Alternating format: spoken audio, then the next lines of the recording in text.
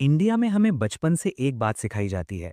अजनबी लोगों से बात मत करना, स्ट्रेंजर से दूर रहना।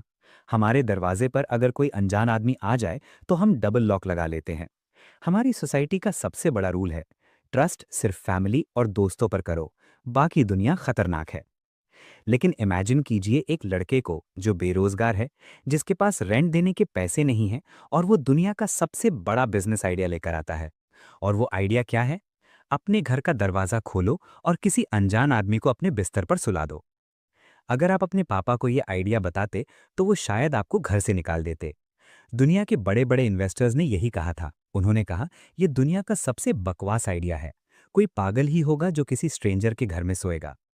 लेकिन आज उसी बकवास आइडिया की कंपनी एयरबीएनबी की वैल्यू $100 बिलियन यानी अप्रॉक्स 8 लाख करोड़ से ज्यादा है। हिल्टन, मैरियट और हायट, अगर इन तीनों होटल चेन्स को मिला दिया जाए तब भी एयरबीएनबी अकेला उनसे बड़ा है। लेकिन ये कहानी उस सक्सेस की नहीं है जो आज आपको दिखती है। ये कहानी उस लड़के की है जिसके पास खाने के पैसे नहीं थे, तो उसने सीरियल यानी ब्रेकफास्ट के डब्बे बेचकर अपनी कंपनी बचाई। ये कहानी उस लड़के की है जिसने 40 क्रेडिट कार्ड्स यूज किए और खुद को कर्जे में डुबा दिया, सिर्फ इस उम्मीद में कि शायद कल कोई उसकी वेबसाइट पर आएगा। ये कहानी ब्रायन चेस्की की है। एक ऐसा लड़का जो टेक गाय नहीं था, जो कोडर नहीं था, जो स्टैनफोर्ड या हार्वर्ड का नहीं था। वो एक आर्टिस्ट था, एक डिजाइनर था, और उसने डिजाइन की ताकत से दुनिया के ट्रैवल करने का तरीका हमेशा के लिए बदल दिया। अगर आप एक स्टूडेंट हैं, एक स्ट्रगलिंग एंटरप्रेन्योर हैं, और आपको लगता है कि आपके पास रिसोर्सेज नहीं हैं, तो ब्रायन चेस्की की कहानी आपकी सोच बदल देगी। स्वागत है एयरबीएनबी की असली दुनिया में। ब्रायन चेस्की का जन्म निस्कायूना, न्यूयॉर्क में हुआ था। एक टिपिकल मिडिल क्लास फैमिली। उनके पेरेंट्स सोशल वर्कर्स थे। जैसे इंडिया में होता है वैसे ही उनके पेरेंट्स चाहते थे कि बेटा कुछ सिक्योर काम करे। उन्हें डर था कि अगर ब्रायन आर्ट की तरफ गया तो वो भूखा मरेगा। ब्रायन को बचपन से ही डिज़ाइन और आर्ट का शौक था। वो घंटों बैठकर ड्राइंग्स बनाते थे, टॉयज़ को रीडिज़ाइन करते थे। उन्हें लगता था कि अगर किसी चीज़ को अच्छे से डिज़ाइन किया जाए तो वो दुनिया बदल सकती है। लेकिन उनके पेरेंट्स कहते थे, Brian, make sure you get a job that has health insurance. बेटा, ऐसी नौकरी करना जिसमें हेल्थ इंश्योरेंस मिले।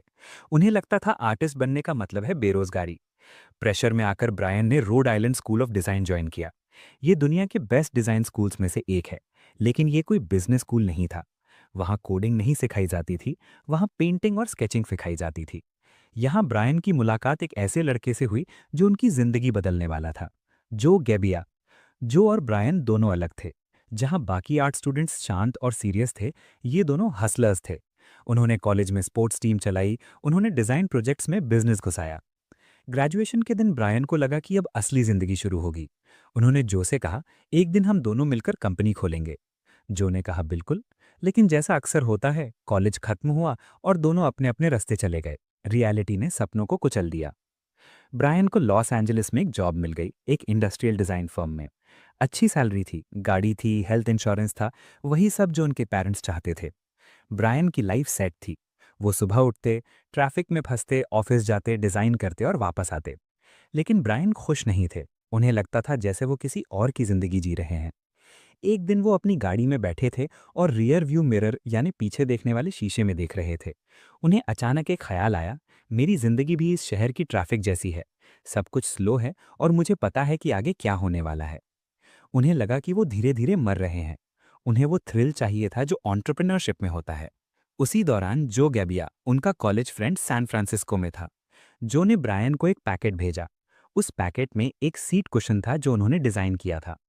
ब्रायन ने वो कुशन देखा और सोचा, यार जो कुछ नया कर रहा है और मैं यहाँ फंसा हुआ हूँ। फिर जो का कॉल आया। जो ने कहा, ब्रायन, मैं सैन फ्रांसिस्को में हूँ। यहाँ एक अपार्टमेंट खाली है, रेंट थोड़ा ज्यादा है लेकिन हम मैनेज कर लेंगे। तो सब कुछ छोड़कर यहाँ आ जा, हम कंपनी शुरू करेंगे। ये वो मोमेंट था जहाँ ब्रायन को फैसला लेना था। एक तरफ लॉस एंजलिस की कंफर्टेबल जॉब, $40,000 की सैलरी और सिक्योरिटी। दूसरी तरफ सैन फ्रांसिस्को, जहां ना जॉब थी ना बिजनेस प्लान था और बैंक में सिर्फ $1,000 थे। ब्रायन ने रिस्क लिया। उन्होंने जॉब क्विट की, अपना सामान पैक किया और सैन फ्रांसिस्को चले गए। अक्टूबर 2007। ब्रायन चेस्की सैन फ्रांसिस्को पहुंचे। उनके पास पैसे नहीं थे, लेकिन जेब में सपने थे। वो जो के अपार्टमेंट में गए। अपार्टमेंट सुंदर था, लेकिन जैसे ही जो ने रेंट का बिल दिखाया, ब्रायन के होश उड़ गए। रेंट था $1150, यानी अप्रॉक्स 80 से 90,000 रुपए पर पर्सन। ब्रायन के अकाउंट में टोटल $1000 थे। उन्हें रियलाइज हुआ कि उन्होंने जॉब छोड़कर गलती कर दी है।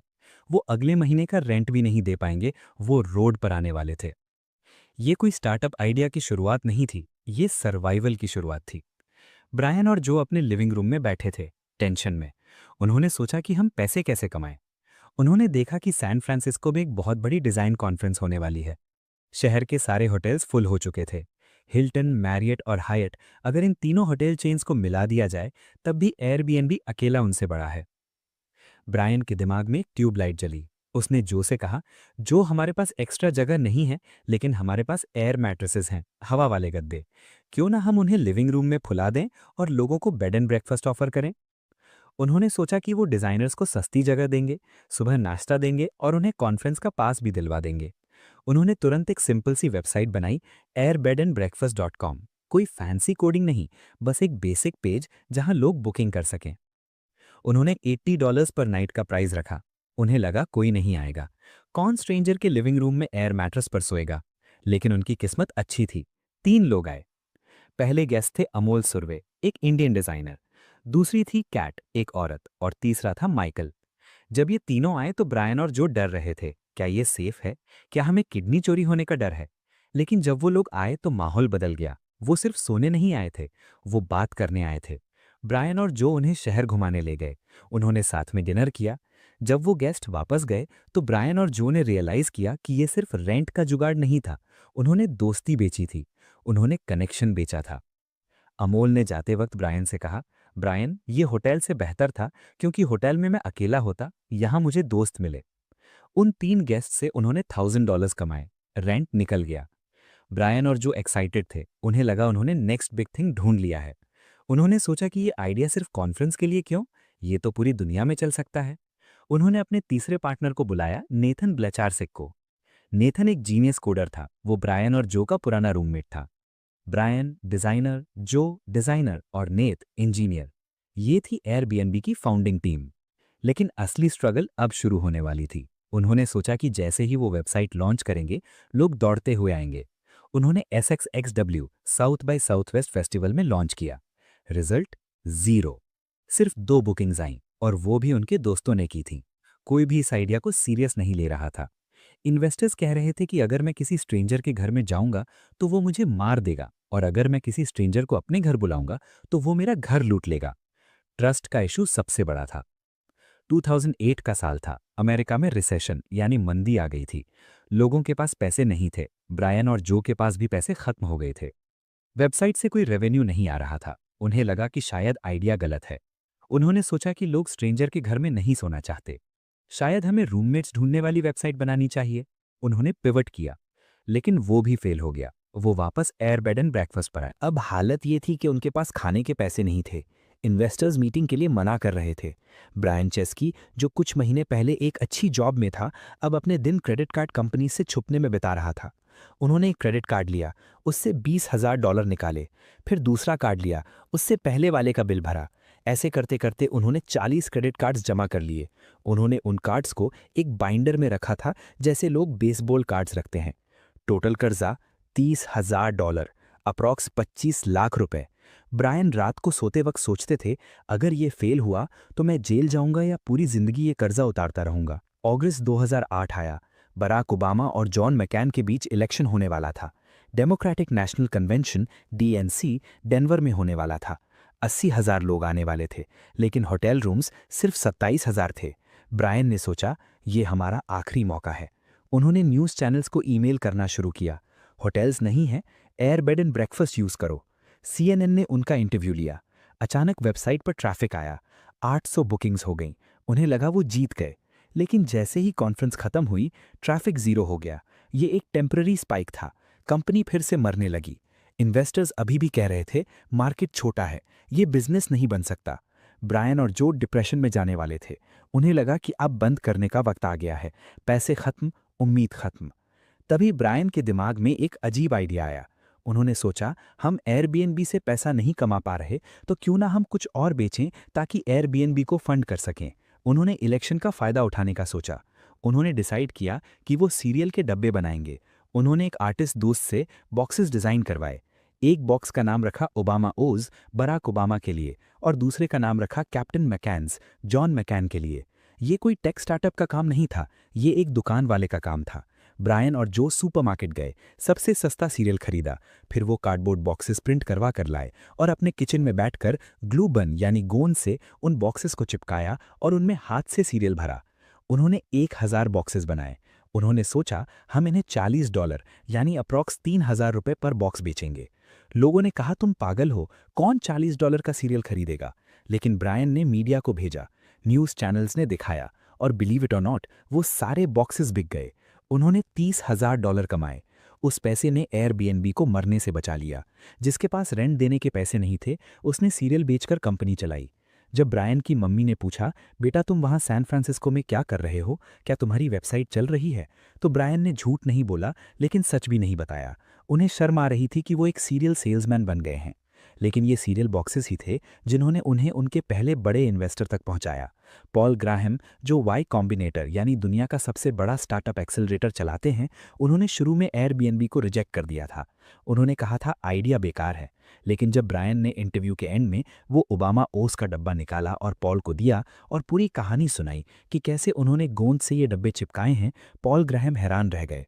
उन्होंने कहा, वैसे तो तुम्हारा आइडिया शिट है, लेकिन तुम लोग कॉकरोचेस हो, तुम मरोगे नहीं, तुम सर्वाइव कर लोगे। और सिर्फ उस सीरियल बॉक्स की वजह से पॉल ग्राहम ने उन्हें वाई कॉम्बिनेटर में सिलेक्ट कर लिया। ये थी एयरबीएनबी की शुरुआत। कोई हाईटेक एल्गोरिदम नहीं, कोई बड़ा विजन नहीं, सिर्फ सर्वाइवल, सिर्फ जिद। ब्रायन चेस्की ने सीखा कि एंटरप्रेन्योरशिप का मतलब सिर्फ ऐप बनाना नहीं होता, इसका मतलब होता है कुछ भी करके जिंदा रहना, चाहे वो एयर मैट्रेस फुलाना हो या सीरियल बेचना हो। लेकिन वाई कॉम्बिनेटर में सेलेक्ट होना सिर्फ पहला कदम था, असली चैलेंज अब आने वाला था। उनकी वेबसाइट अभी भी न्यूयॉर्क में फेल हो रही थी। लोग फोटोज देखकर डर रहे थे, घर गंदे दिख रहे थे। ब्रायन और जो को समझ नहीं आ रहा था कि गलती कहाँ है। तब पॉल ग्राहम ने उन्हें एक एडवाइस दी जो आज do things that don't scale के नाम से फेमस है। उस एडवाइस ने एयरबीएनबी को एक टेक कंपनी से निकालकर सड़कों पर ला खड़ा कर दिया। ब्रायन चेस्की को अपने कंप्यूटर स्क्रीन से हटकर लोगों के घरों में जाना पड़ा। क्या थी वो एडवाइस?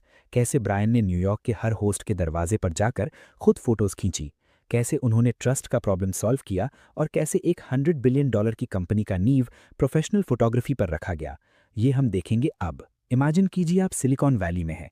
दुनिया का सबसे बड़ा टेक एक्सेलरेटर वाई कॉम्बिनेटर आपको गाइड कर रहा है। आप एक्सपेक्ट कर रहे हैं कि आपको कोई हाईटेक एडवाइस मिलेगी, जैसे एल्गोरिदम चेंज करो, एसईओ ऑप्टिमाइज करो या वायरल मार्केटिंग करो। लेकिन ब्रायन चेस्की और जो गेबिया जब पॉल ग्राहम के पास गए और पूछा, पॉल हमारी वेबसाइट न्यूयॉर्क में फेल हो रही है, कोई बुकिंग नहीं कर रहा, हम क्या करें? तो पॉल ने उन्हें एक ऐसी एडवाइस दी जो किसी भी एमबीए स्कूल में नहीं सिखाई जाती। उन्होंने पूछा, तुम्हारे यूजर्स कहाँ हैं? ब्रायन ने कहा, ज़्यादातर न्यूयॉर्क में है। पॉल ने पूछा, तो तुम यहाँ सैन फ्रांसिस्को में क्या कर रहे हो? ब्रायन ने कहा, हम कोडिंग कर रहे हैं। पॉल ने चिल्लाया, कोडिंग बंद करो, फ्लाइट पकड़ो, न्यूयॉर्क जाओ और अपने यूजर्स के घर जाकर उनसे मिलो। ये सुनने में पागलपन लग रहा था। एक इंटरनेट कंपनी का CEO door to door sales करेगा, ये स्केल कैसे होगा? आप हर यूजर के घर नहीं जा सकते। लेकिन पॉल ग्राहम ने कहा, do things that don't scale, वो करो जो स्केल नहीं हो सकता। अगर तुम अभी 10 लोगों को खुश नहीं कर सकते तो तुम 1 मिलियन लोगों को कैसे खुश करोगे? ब्रायन और जो ने अपना लैपटॉप बंद किया। उन्होंने अपनी जेब से आखिरी बचे हुए पैसे निकाले और न्यूयॉर्क की फ्लाइट ली। उन्हें नहीं पता था कि ये ट्रिप एयरबीएनबी को हमेशा के लिए बदलने वाली थी। वहाँ उन्हें एक ऐसी गलती दिखने वाली थी जो किसी इंजीनियर को नहीं दिखती, सिर्फ एक डिज़ाइनर को दिखती। स्वागत है द हसल में। Winter 2009, New York city. ब्रायन और जो न्यूयॉर्क पहुंचे। बर्फ गिर रही थी, ठंड थी। उन्होंने एयरबीएनबी के पहले 40 होस्ट्स को ईमेल किया, हाय हम फाउंडर्स हैं, हम न्यूयॉर्क आ रहे हैं, हम आपसे मिलना चाहते हैं। ज़्यादातर लोग हैरान थे, किसी वेबसाइट का फाउंडर खुद मिलने आ रहा है। ब्रायन और जो उनके घर गए और जब उन्होंने घर देखा तो उन्हें समझ आ गया कि एयरबीएनबी क्यों फेल हो रहा था। प्रॉब्लम ट्रस्ट नहीं थी, प्रॉब्लम प्राइस नहीं थी, प्रॉब्लम थी फोटोज। उस जमाने में लोग ब्लैकबेरी या पुराने नोकिया फोन से फोटोज खींचते थे। फोटोज धुंधली होती थीं, अंधेरी होती थीं। बाथरूम का फोटो ऐसा लगता था जैसे किसी सीरियल किलर का घर हो। बेड ऐसा लगता था जैसे उस पर कोई मर चुका हो। ब्रायन ने सोचा, अगर मैं कस्टमर होता तो मैं भी यहाँ कभी बुक नहीं करता। ये जगह गंदी नहीं है, लेकिन फोटोज गंदी है। इंजीनियर्स होते तो कहते एल्गोरिदम चेंज करो, लेकिन ब्रायन और जो डिज़ाइनर्स थे, उन्होंने कहा हमें फोटोज चेंज करनी है। उन्होंने क्या किया, उन्होंने एक महंगा डीएसएलआर कैमरा किराए पर लिया क्योंकि खरीदने के पैसे नहीं थे, और वो खुद फोटोग्राफर्स बन गए। वो सुबह उठते, मैप खोलते और न्यूयॉर्क की सड़कों पर पैदल घूमते।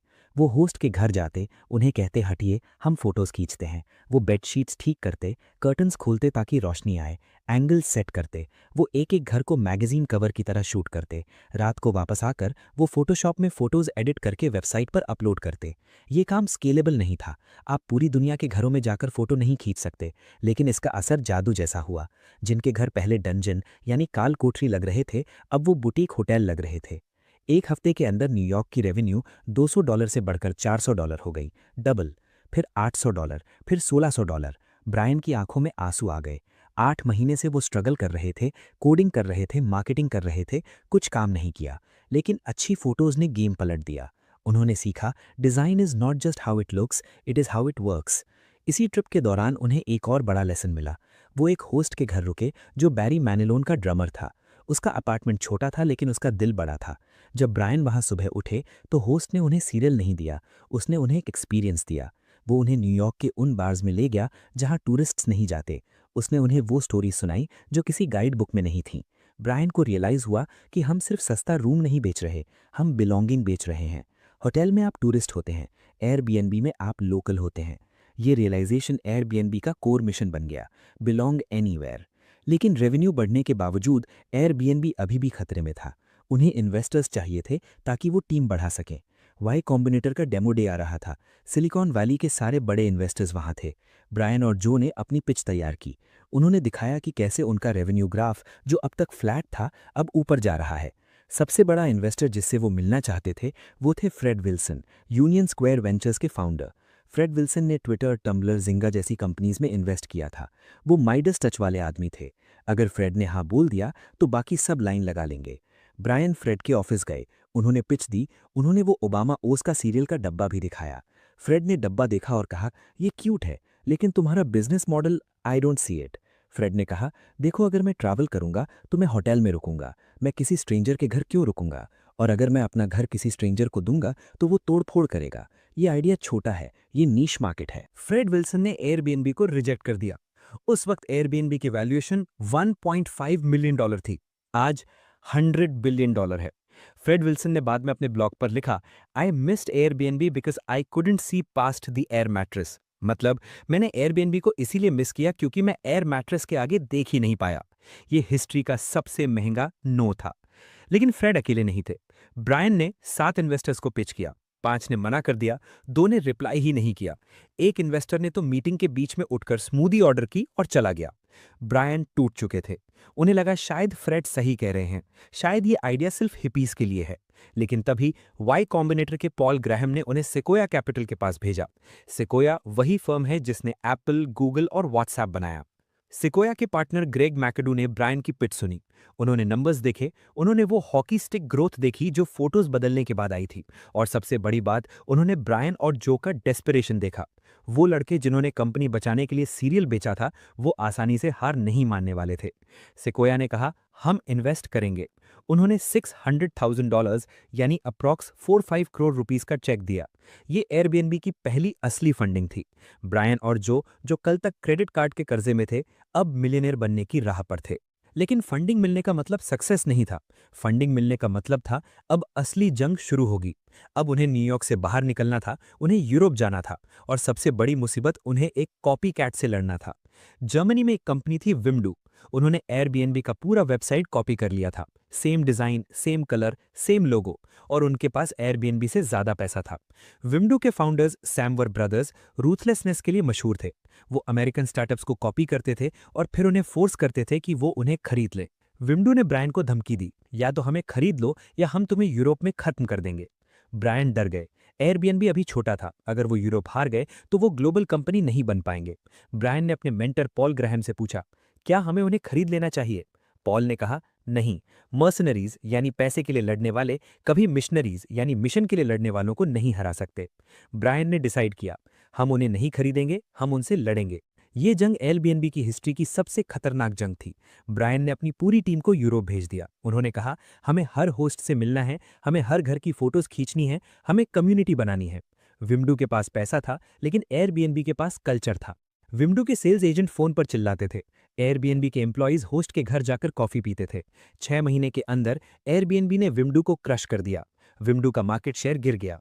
एयरबीएनबी यूरोप का राजा बन गया। इस जीत ने ब्रायन को सिखाया कि पैसा कल्चर को नहीं हरा सकता। अब एयरबीएनबी तेजी से बढ़ रहा था, लेकिन ग्रोथ के साथ एक ऐसी मुसीबत आने वाली थी जो एयरबीएनबी को हमेशा के लिए बंद कर सकती थी। 2011 सैन फ्रांसिस्को में एक होस्ट थी, ईजे। उसने एयरबीएनबी पर अपना घर रेंट किया। जब वो वापस आई तो उसका घर तबाह हो चुका था।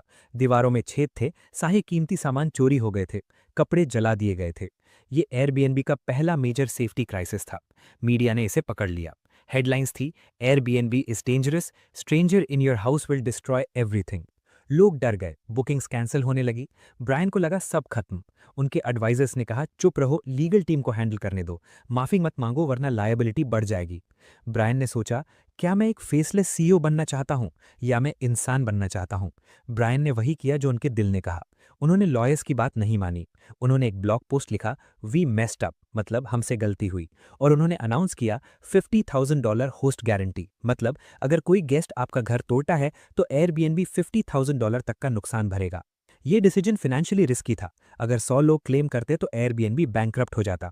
लेकिन ब्रायन ने ट्रस्ट को पैसे से ऊपर रखा। इस एक मूव ने लोगों का भरोसा वापस जीत लिया। बाद में उन्होंने इस गारंटी को बढ़ाकर $1 मिलियन कर दिया। इस इंसिडेंट ने एयरबीएनबी को एक सॉफ्टवेयर कंपनी से एक इंश्योरेंस कंपनी बना दिया। ब्रायन चेस्की अब एक वॉर टाइम सीईओ बन चुके थे। उन्होंने सीखा कि बिजनेस में हर दिन एक नया आग लगता है और सीईओ का काम है उसे बुझाना। लेकिन अभी एक और बड़ा चैलेंज आने वाला था, regulation. New York city, San Francisco, Paris, हर शहर की सरकार एयरबीएनबी के खिलाफ हो गई थी। होटल लॉबी पॉलिटिशियंस को पैसा दे रही थी ताकि एयरबीएनबी बैन हो जाए। इल्लीगल होटल्स का ठप्पा लग गया था। ब्रायन को अब सिर्फ प्रोडक्ट नहीं बनाना था, उन्हें पॉलिटिक्स खेलनी थी। कैसे ब्रायन चेस्की ने पॉलिटिशियंस को हराया, कैसे उन्होंने एयरबीएनबी ओपन शुरू किया, और कैसे कोविड-19 ने एयरबीएनबी का रेवेन्यू 80% गिरा दिया और ब्रायन ने कंपनी को कैसे बचाया, ये हम देखेंगे आगे। इमेजिन कीजिए, आपने कंपनी बनाई है, आपने गरीब लोगों को रेंट पे करने में मदद की है, आपने ट्रैवलर्स को सस्ता और अच्छा घर दिया है। आपको लगता है आप हीरो हैं। लेकिन एक सुबह आप उठते हैं और अखबार में हेडलाइन पढ़ते हैं, Airbnb is illegal, Brian Chesky is running the world's largest illegal hotel operation. 2013-2015 Airbnb अब स्टार्टअप नहीं था, वो एक पॉलिटिकल इशू बन चुका था। New York city, San Francisco, Paris, Barcelona, हर बड़े शहर की सरकार एयरबीएनबी के पीछे पड़ गई थी। क्यों? क्योंकि होटल लॉबी हिल्टन मैरियट डर गई थी। उन्होंने पॉलिटिशियंस को मिलियंस ऑफ डॉलर्स दिए ताकि वो एयरबीएनबी को बैन कर सकें। न्यूयॉर्क में पोस्टर्स लगाए गए, आपके पड़ोसी का घर अनसेफ है क्योंकि वहां एयरबीएनबी गेस्ट्स आते हैं। ब्रायन चेस्की, जो एक डिजाइनर थे, उन्हें अचानक एक पॉलिटिशियन बनना पड़ा। उन्हें कोर्ट के चक्कर लगाने पड़े। अटॉर्नी जनरल एरिक श्नाइडरमैन ने एयरबीएनबी से सारे होस्ट्स का डेटा मांगा ताकि वो उन पर फाइन लगा सकें। अगर ब्रायन डेटा दे देते तो होस्ट्स उन पर भरोसा तोड़ देते, अगर नहीं देते तो कंपनी बैन हो जाती। ये एयरबीएनबी की सिविल वॉर थी। स्वागत है द बैटलफील्ड में। The army of hosts, Airbnb open. Brian को समझ आ गया था कि वो अकेले सरकार से नहीं लड़ सकते, उन्हें एक फौज, आर्मी चाहिए थी। उन्होंने सोचा, हमारी ताकत हमारा पैसा नहीं है, हमारी ताकत हमारे होस्ट्स हैं। अगर सरकार एयरबीएनबी को बैन करेगी तो वो ब्रायन को नहीं बल्कि उस सिंगल मदर को नुकसान पहुंचाएगी जो एयरबीएनबी से अपना घर चला रही है। नवंबर 2014 सैन फ्रांसिस्को। ब्रायन ने पहला एयरबीएनबी ओपन ऑर्गेनाइज किया। उन्होंने दुनिया भर से 1500 होस्ट्स को बुलाया। ये कोई टेक कॉन्फ्रेंस नहीं थी, ये एक रैली थी। ब्रायन स्टेज पर आए। उन्होंने होस्ट से कहा, सरकार हमें रोकना चाहती है, होटल लॉबी हमें कुचलना चाहती है, लेकिन वो भूल गए हैं कि हम कंपनी नहीं, हम मूवमेंट हैं। अगर हम एक साथ खड़े होंगे तो कोई हमें हरा नहीं सकता। उन्होंने होस्ट्स को ट्रेन किया कि वो अपने लोकल पॉलिटिशियंस को फोन करें, लेटर्स लिखें। उन्होंने फेयर शेयरिंग क्लब्स बनाए। जब सैन फ्रांसिस्को में प्रॉप एफ यानी एयरबीएनबी बैन बिल वोट होने वाला था, तब एयरबीएनबी के होस्ट्स ने घर घर जाकर कैंपेन किया। होटल लॉबी ने $8 मिलियन खर्च किए थे बैन करवाने के लिए। एयरबीएनबी ने $8 मिलियन खर्च किए बैन रोकने के लिए। इलेक्शन के दिन एयरबीएनबी जीत गया। ब्रायन ने साबित कर दिया कि अगर आपके यूजर्स आपको प्यार करते हैं तो वो आपके लिए सड़कों पर उतर सकते हैं। उबर में भी यही स्ट्रैटेजी कॉपी की थी। Project snow white, the rebrand. जंग जीतने के बाद ब्रायन ने एक और बड़ा रिस्क लिया। अब तक एयरबीएनबी का लोगो एक सिंपल ब्लू टेक्स्ट था, बबल जैसा। ब्रायन को वो पसंद नहीं था। वो कहते थे, हम अब एयर मैट्रेस बेचने वाली कंपनी नहीं है, हम बिलोंगिंग बेचने वाली कंपनी है। उन्होंने लंदन की top design agency design studio को हायर किया। उन्होंने कहा, मुझे एक ऐसा सिंबल चाहिए जो दुनिया भर में घर, होम का मतलब बन जाए। जैसे नाइकी का सूश है, एप्पल का एप्पल है। इस प्रोजेक्ट का कोड नेम था स्नो वाइट। उन्होंने महीनों काम किया। उन्होंने एक नया सिंबल बनाया, द बेलो। ये 4 चीजों का मिक्स था। पीपल, लोग, प्लेसेस, जगह, लव, प्यार और एयरबीएनबी ए। जुलाई 2014 ब्रायन ने लाइव टीवी पर नया लोगो लॉन्च किया। वो बहुत एक्साइटेड थे। उन्हें लगा लोग ताली बजाएंगे, लेकिन इंटरनेट ने उन्हें ट्रोल कर दिया। लोगों ने कहा ये लोगो कुछ और लग रहा है, एनाट्रोन जैसा। मजाक उड़ने लगा, मीम्स बनने लगे। ब्रायन की पीआर टीम पैनिक में आ गई, सर वापस पुराना लोगो ले आते हैं। लेकिन ब्रायन डिजाइनर अड़े रहे। उन्होंने कहा लोग मजाक उड़ा रहे हैं क्योंकि ये नया है, एक बार ये फेमस हो जाएगा तो ये मजाक बंद हो जाएगा। और वही हुआ। आज वो बेलो सिंबल दुनिया के हर कोने में पहचाना जाता है। अगर किसी खिड़की पर वो सिंबल लगा हो तो आपको पता है कि वहां आपका स्वागत होगा। ब्रायन ने सिखाया ब्रांड लोगो नहीं होता, ब्रांड एक फीलिंग होती है। The IPO dream 2019। 2019 आते आते एयरबीएनबी अनस्टॉपेबल था। Valuation $31 billion, revenue $4.8 billion. Brian Chesky अब टेक टाइटन बन चुके थे। दुनिया इंतजार कर रही थी उनके आईपीओ यानी इनिशियल पब्लिक ऑफरिंग का। वॉल स्ट्रीट तैयार था, एम्प्लॉयज तैयार थे अपने स्टॉक ऑप्शंस कैश करने के लिए। प्लान था 2020 में आईपीओ होगा। ब्रायन ने सब कुछ सेट कर दिया था। वो दुनिया की सबसे बड़ी हॉस्पिटैलिटी कंपनी बनने वाले थे। सब कुछ परफेक्ट था, लेकिन किस्मत को कुछ और ही मंजूर था। चाइना के एक शहर वुहान से एक खबर आई, एक वायरस फैल रहा था। ब्रायन को लगा छोटा मोटा फ्लू होगा, ठीक हो जाएगा। उन्हें नहीं पता था कि ये वायरस उनकी कंपनी को मौत के दरवाजे पर ले आएगा। दी अपोकलिप्स, मार्च 11, 2020। डब्ल्यूएचओ ने कोविड-19 को पैंडेमिक घोषित कर दिया। पूरी दुनिया बंद हो गई। फ्लाइट्स बंद, बॉर्डर्स बंद, होटल्स बंद। लोग अपने घरों में कैद हो गए। ट्रैवल इंडस्ट्री जीरो हो गई। एयरबीएनबी का बिजनेस रातों रात 80% गिर गया। $1 बिलियन की बुकिंग्स कैंसिल हो गई। इन्वेस्टर्स पैनिक में आ गए, ब्रायन पैसे वापस लाओ। होस्ट्स पैनिक में आ गए, ब्रायन हमारा घर कैसे चलेगा। गेस्ट्स पैनिक में आ गए, ब्रायन हमें रिफंड चाहिए। ब्रायन चेस्की के पास कोई प्लेबुक नहीं थी। उनकी कंपनी एक ट्रैवल कंपनी थी और दुनिया में ट्रैवल बैन था। मीडिया ने आर्टिकल्स लिखे, is this the end of Airbnb. Valuation $31 billion से गिरकर $18 बिलियन हो गई। ब्रायन को लगा कि उन्होंने 12 साल जो मेहनत की वो सब कुछ हफ्तों में खत्म हो जाएगा। वो रात भर जागते थे, उनके बाल सफेद होने लगे। उन्होंने कहा it felt like I was staring into the abyss, जैसे मैं खाई में देख रहा हूं। The hardest decision, refunds and layoffs. सबसे पहला सवाल था रिफंड्स का क्या करें। एयरबीएनबी की पॉलिसी थी strict cancellation, no refund. Hosts चाहते थे कि उन्हें पैसा मिले, गेस्ट्स चाहते थे कि उन्हें पैसा वापस मिले क्योंकि वो ट्रैवल कर ही नहीं सकते थे। ब्रायन ने एक टफ डिसीजन लिया। उन्होंने गेस्ट्स का साइड लिया। उन्होंने कहा हम सारे गेस्ट्स को 100% रिफंड देंगे। होस्ट्स गुस्से में पागल हो गए, तुमने हमारे पैसे दे दिए, हम तुम्हें छोड़ देंगे। ब्रायन ने अपनी गलती सुधारने के लिए अपनी कंपनी के $250 मिलियन यानी अप्रॉक्स 2000 करोड़ निकाले और होस्ट्स को कॉम्पेंसेशन दिया। ये कंपनी के कैश रिजर्व का बड़ा हिस्सा था। लेकिन असली दर्द अभी आने वाला था। रेवेन्यू नहीं था, खर्चे वही थे। अगर ब्रायन कुछ नहीं करते तो एयरबीएनबी बैंकरप्ट हो जाता। May 5th, 2020 ब्रायन ने एक ईमेल लिखा, subject a message from co-founders. उन्होंने 1900 एम्प्लॉइज यानी 25% वर्कफोर्स को फायर कर दिया।